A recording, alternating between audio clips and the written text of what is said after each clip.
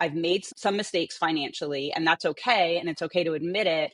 But how do we turn it around? How do we get me where I want to go? And then advocating for myself. And I think as veterinarians, we're not always good at advocating for ourselves financially. And I've had to learn that the hard way throughout my career in different jobs that I took was, what do I think I'm worth? And actually advocating to receive that type of a salary and feeling okay about that. So the big question is this: how do veterinarians like you, who live demanding lives, who never seem to have enough time, able to achieve balance and take control of your finances with confidence? That is the question, and this podcast will give you the answers. We are Florida Veterinary Advisors, and this is the Smarter Vet Podcast. Hey, Smarter Vet, welcome back to the Smarter Vet Financial Podcast. This is your co-host, Tom Seeko, and co-founder of Florida Veterinary Advisors, a national personal and business financial planning firm that's providing a different way of thinking to make financial decisions easy so you can spend time doing other things. I've got a really fun guest that I'm going to be talking to today. However, before we jump into that, if you've not had a chance to rate or review our show, please take a moment to do it on Apple or Spotify. It really does mean a lot to us and all of the people who do listen or are looking for really interesting topics for finances and podcasts and all that other fun stuff. And if you haven't tried any of our master classes through our website, check out our website at flvetadvisors.com. We've got 5 different master classes that might be able to fit something in your world that you're trying to learn a little bit more about. I love when I get a new chance to bring people on the show and talk with them about different topics and be able to just learn about people's experiences and their backgrounds. And I hope each one of you who are listening to this really enjoyed as well. And I think this one I've been trying to line up for a little while. And today I've got Dr. Jennifer Merlo. She is a veterinarian and also the VP of Veterinary Affairs at Fear Free. And I think it's going to be an amazing conversation. And Jennifer, I'm really glad you've taken the time to talk with me here today. Yeah, thanks, Tom. I'm excited to be here. I've been looking forward to it all week. I want to give you the opportunity to give some justice to your own background because, I see all this stuff online and all that, but if you don't mind sharing with some of the people who are not familiar with you, I'd love for them to get to know you a little more. Absolutely. So I am a Jersey girl from the start, was born and raised in New Jersey and knew I wanted to be a veterinarian since I was 5 years old. I was one of those people that just from the start, I was going to be a vet. And went to the Ohio State, and you have to put the in there, otherwise it's not valid, right? So went to Ohio State, graduated in 2004, and thought I had my whole life planned out then. I was going to be an equine vet, and did that for a couple of years, did an internship and a residency, and then went into small animal practice because I didn't want to be on call 24 hours a day. And so moved down to the Carolinas and started practicing in the Charlotte area where I kind of resided for the last, I've been here for 18 years now. So came down here and then was doing different facets of general practice, companion animal practice. I did some corporate work as well as some independently owned practices, and then went into emergency practice for a while. And then got the bug to own my own practice, which I opened up in just outside of Charlotte. And we were a Fear Free certified practice, which is how I got involved with the group at Fear Free.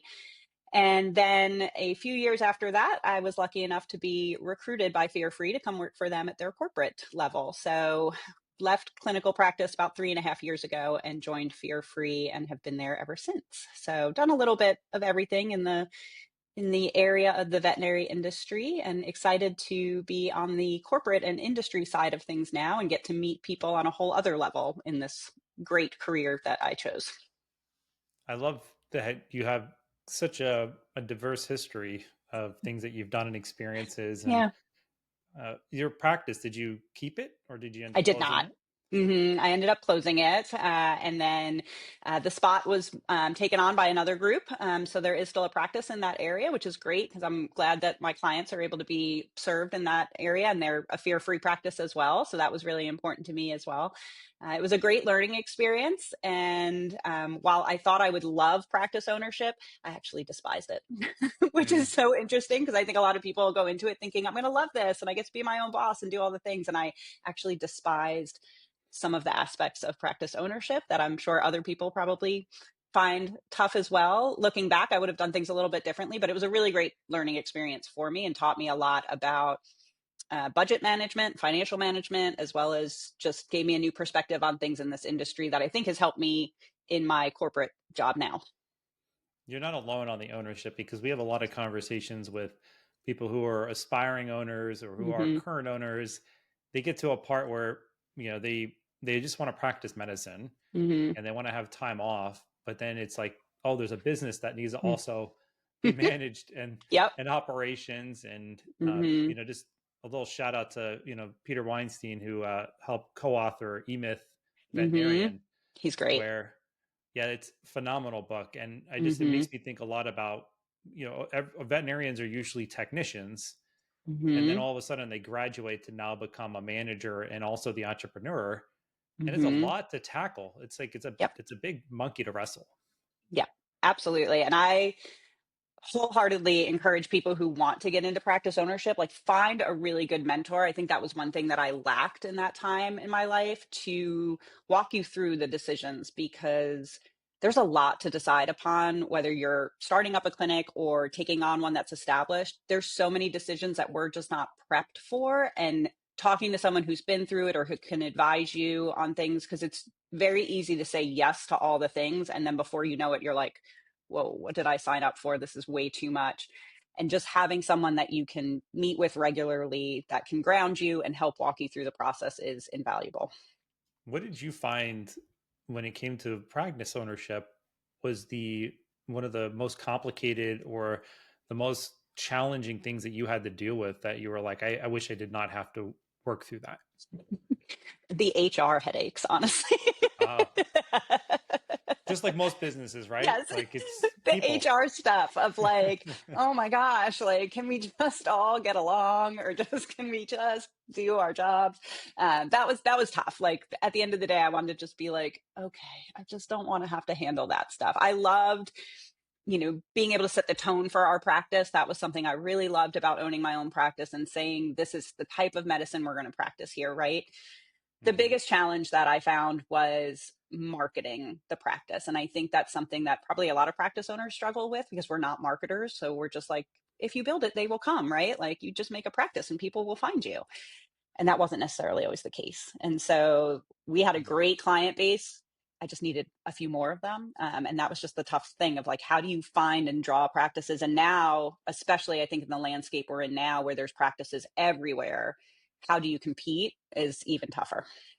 Right. Yeah, competition is definitely getting boiled up there. And sometimes, the area has a big impact on it, I would imagine. Yeah. Types of services you're offering. Uh, yeah, there's a lot of elements that actually go into it that most people aren't really considering before they become an Yeah. owner. Yeah. 100%. Yeah. Do your research, get a good mentor. It's definitely worthwhile, but it was just something, once I was in it, I was like, I'm glad I did this. I don't want to do it anymore. So it's like, I must figure out something else now.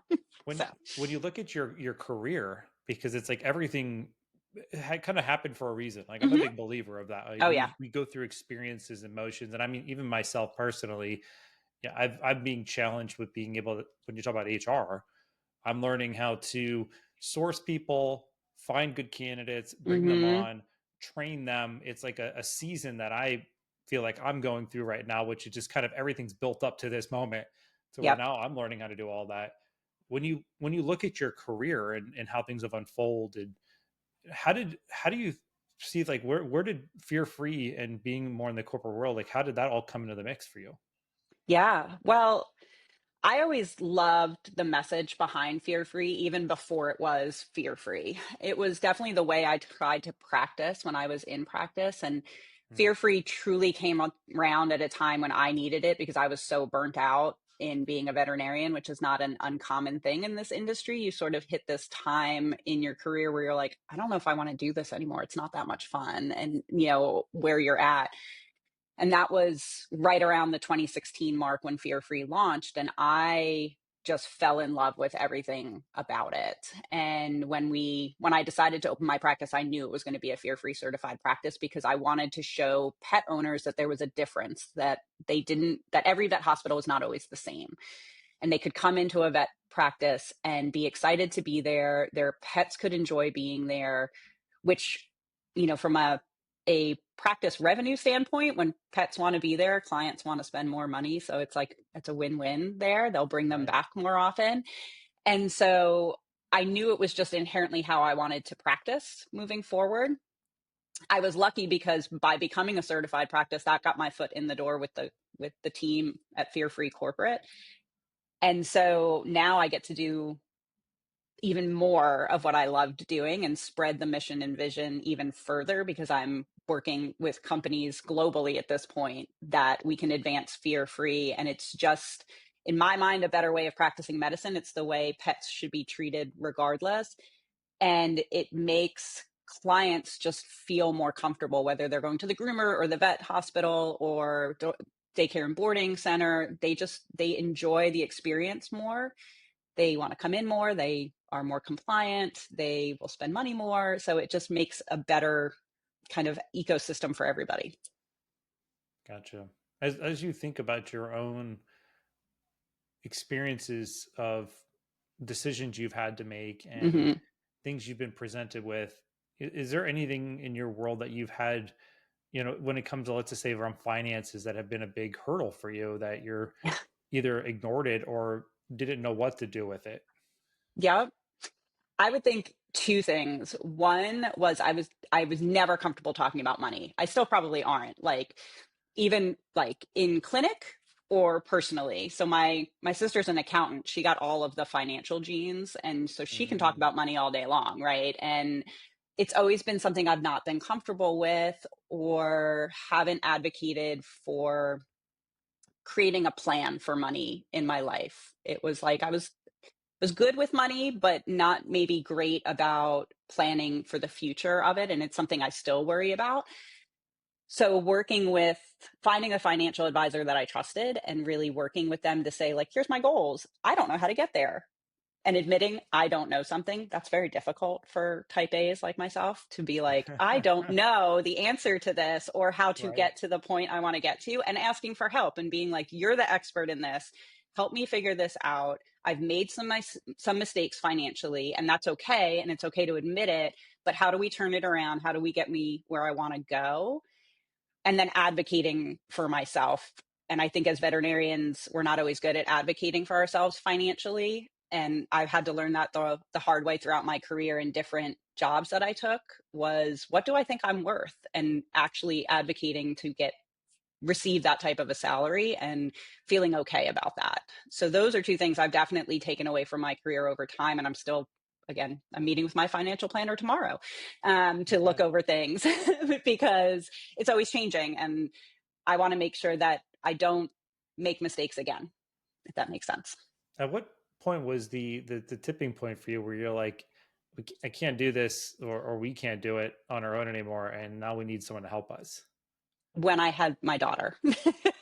Oh, wow. So yeah, so I have an 11-year-old, and when she came into my life, it was like, okay, now I got to start planning for this other human that is going to depend on me for things in the future. And it wasn't just about me anymore. So that's when I really started meeting with a financial advisor on a much more regular basis, being much more open, even with my husband and my family, about like, help me with this. Like, how do we do this? Admitting to my sister that I might need some help with that, which is tough when she's your younger sister, to be like, you know more than me. Uh-oh.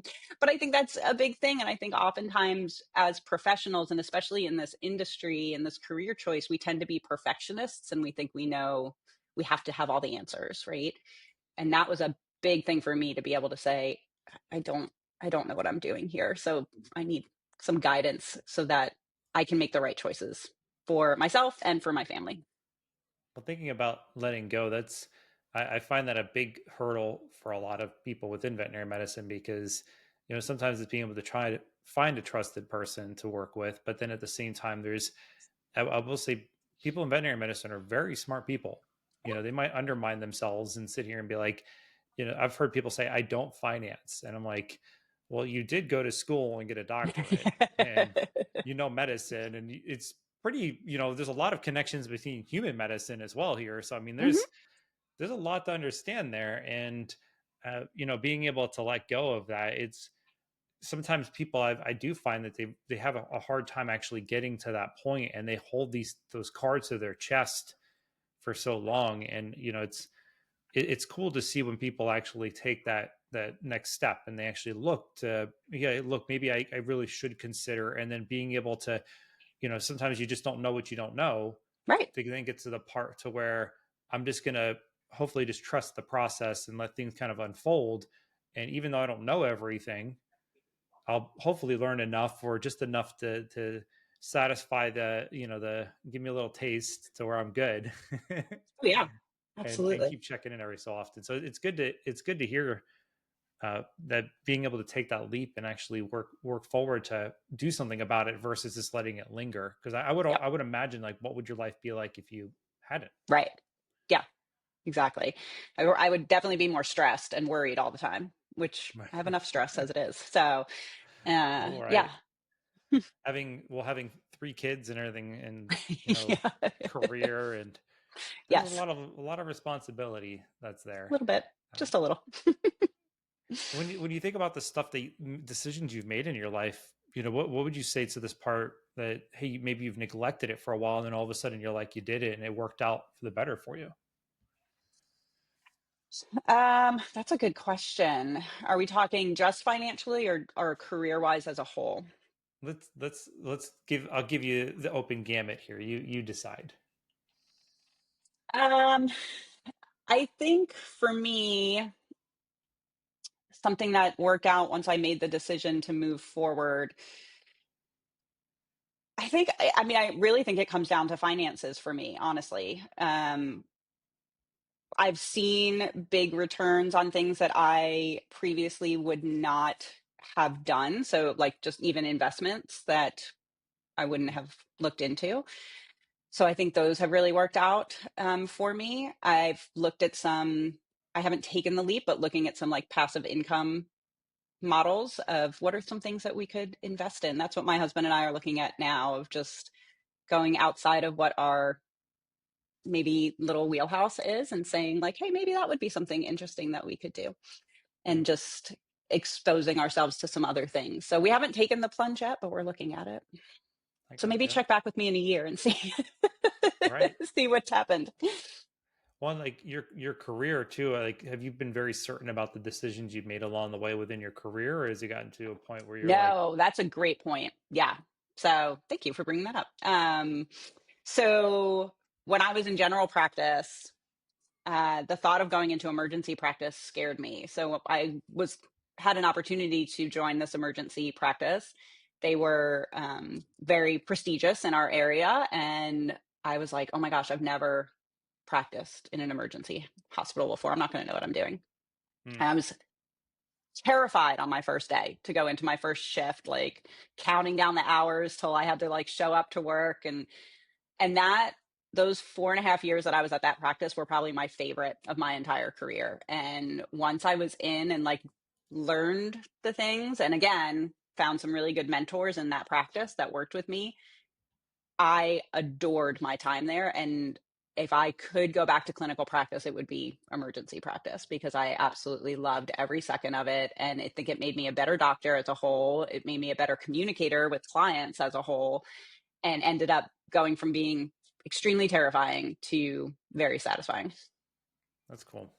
Yeah, sometimes I know I've even had career times in my, sometimes I keep getting told where you trust your gut, Yeah, and sometimes you just need to do it. And sometimes, you do need a little bit extra of just a little bit more of an analysis, but don't let it sit there and completely stop you from making a decision around it, because sometimes those moves are good, and it's very hard to know of whether or not it's going to be bad on the tail end of it. And just being able to understand, like, what's really at loss here if you are yeah, going to make a pivot. And I would imagine even too with fear free and some other things, like, let's say if it wasn't working out and you need to pivot and go somewhere else, like, you have skills and things that you've learned along the way where it's like, hey, there's always that if I wanted to go back to it. for sure. 100%. I'm pretty happy at Fear Free, though. Let them know that. Absolutely. I'm It's not more going of like, anywhere. I would tell you, with all the skills and things that you develop over time, where uh, it just puts you in a spot to where it's like you become more adaptable Yep, and more 100%. flexible in the things that you want to go after, and you're not being in a spot to where, doubting yourself and hesitating to make those decisions, which it's cool to hear how you've had a lot of good progress in your life. And if there's anything you could share with people, if like anything you tell yourself or something that helps you whenever you're in a bind trying to make a decision around something, is there anything that you lean on? I go with my gut. I generally, my internal voice is usually pretty accurate. So think about it. I tend to pray about it, and then whatever I feel like is the right answer, I go with it. So Okay. seems to have worked fairly well so far. Well, on the note of fear-free, what do you, for people that are listening, what would you say would be a good thing that could be, if they wanted to try to connect with you, or, what would be something that would be related to the conversation or within your current position? Like, what would you be able to help them with on that side? Absolutely. So Fear Free is really about educating not only people in the industry themselves, but pet owners as well. We're really looking to just change the standard of care for pets, regardless of where they are, whether it's in their home, in the veterinary setting, in the pet professional setting. I am really excited because we're redoing all of our education. We're revising a lot of it. We're going to put out some new things. We have new ways of learning, lots of gamification that we're very excited about. Awesome. People can find me on fearfree.com. And then I'm always happy to connect with people, whether it be through LinkedIn, through email, in person, about how they can pursue it for themselves, for their pets at home. I love talking to pet owners about it, and practices if they're interested in becoming fear-free certified. We're happy to walk them through that process as well. That's excellent. Yeah, I'll make sure I'll include some information in the show notes. So if That'd be anyone great. wants to get in connection and, uh, if, just to put a pretty bow on this, uh, I always like to ask randomly sometimes this question. If you were an animal, what animal would you be and why? I love this question. We actually use this in our interview process when we're hiring Okay. new people. So I would be a hummingbird. They are my favorite. First of all, my favorite bird, probably my favorite animal overall. I love them because they are just persistent. I mean, they fly long distances on very small amounts of energy to get to where they need to go. My husband equates me to a hummingbird because he says I'm always moving around and doing stuff. I don't sit for Mm, very long. I'm not very good at that. So I'm constantly like up and doing things and trying to produce something or make something or get something done. So they inspire me. Plus, they're just really beautiful creatures. So I think they're amazing. My goal one day is to have one land on my hand. I go out to my hummingbird feeders all the time. I want to get one of the ones that you can like wear, and I want one to come and sit on my hand someday. That's the goal. that sounds awesome. I hope it happens for you. I do too. They're so cute. Jennifer, I've loved the conversation with you, and I really appreciate you taking time out of your day to talk with us. Thank you so much. It's been so fun. So, Smarter Vet, thanks for listening. If it's your first time here, we're really glad to have you. If you're an active listener of ours, we're glad to have you back. And if you could help us out here for a moment and take this episode or one of your favorites and share it with a friend or three to let them know about the same great information that you received here today. And if you've not had a chance to rate and review us, we really could use it. Go to our Apple or Spotify page, show us some love. More people that rate us and review us can be able to find our show and be able to listen to the same information as well. This is Tom Seeko, wishing you a lifetime of financial success. Don't forget to visit our website and sign up for our newsletter. By subscribing, you'll be the first to know about upcoming race-approved CE webinars, podcast releases, short presentations, and articles that we publish. Make sure to like us on Facebook, follow us on LinkedIn, and subscribe to our YouTube channel.